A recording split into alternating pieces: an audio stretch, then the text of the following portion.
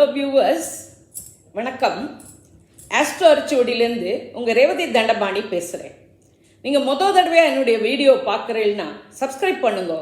அப்போ தான் நான் போடுற வீடியோஸ் உங்களுக்கு உடனே கிடைக்கும். அன்பர்ந்த சிம்ம ராசி, சிம்ம லக்ன, மகம், பூரம், உத்திரம், 1ஆம் பாதம் நட்சத்திர நேயர்களே, உங்களுக்கான மார்ச் 2024 மாத ராசி பலன்கள். உங்கள் ராசிநாதன் சூரியன் மாத முதற் பகுதியில் 7ஆம் இடமான கும்பத்தில் சனியுடன் சஞ்சரிக்கிறார். மாத பிற்பகுதியில் 8ஆம் இடமான மீனத்தில் ராகுவுடன் சஞ்சரிக்கிறார்.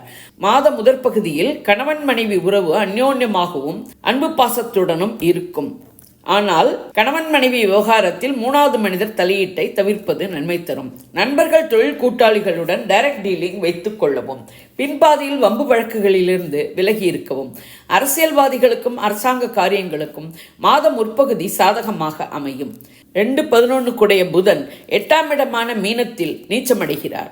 குடும்பத்தில் வேலைபளு அதிகமாகி சமாளிப்பதற்குள் விழி பிதுங்கிவிடும். சமாளிப்பதற்கு தயாராகி கொள்ளுங்கள். பணவரவு தேவைக்கேற்ப இருக்கும்.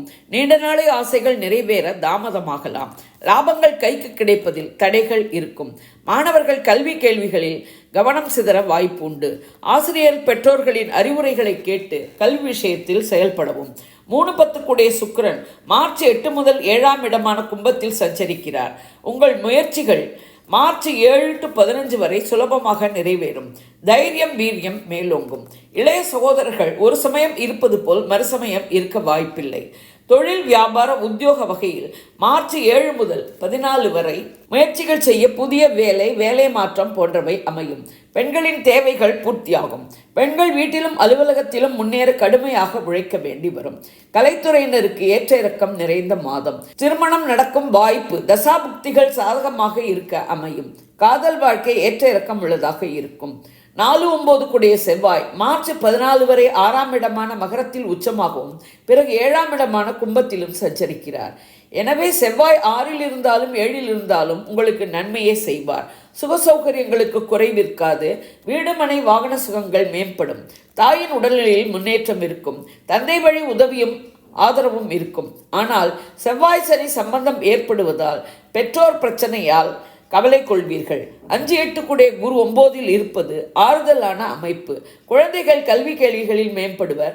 அவர்களை நினைத்து பெருமிதம் அடைவீர்கள். இதுவரை நிலுவையில் இருந்த வழக்குகள் முடிவுக்கு வரும். குரு பார்வை உங்கள் ராசியான சிம்மம், 3ஆம் இடமான துலாம், 5ஆம் இடமான தனுசில் விடுகிறது.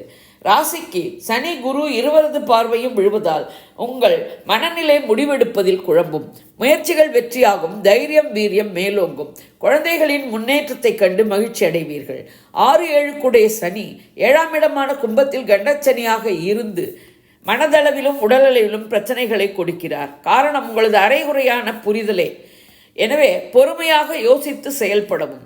சனி பார்வை 9ஆம் இடமான மேஷம், உங்கள் ராசியான சிம்மம் 4ஆம் இடமான விருச்சிகத்தில் விழுவதால் தாய் தந்தையர்கள் வகை பிரச்சனை 4-9 ஆகிய இடங்களுக்கு சனி பார்வை விழுவதால் இருக்கவே செய்யும்.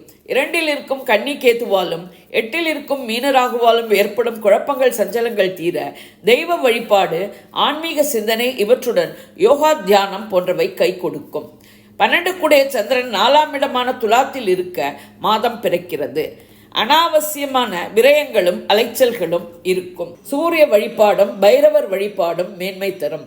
சந்திராஷ்டம தினங்கள் மார்ச் 11-12. சந்திராஷ்டம தினங்களில் உஷாராக இருக்கவும், பயணங்கள், புதிய முயற்சிகளை தவிர்க்கவும், வண்டி வாகனங்கள் ஓட்டும் போது கவனமாக இருக்கவும், வம்பு வழக்குகளை தவிர்க்கவும்.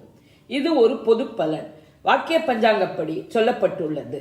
உங்கள் பிறந்த ஜாதகம், தசை, நடப்பு, புக்திப்படி பலன்கள் வேறுபடலாம்.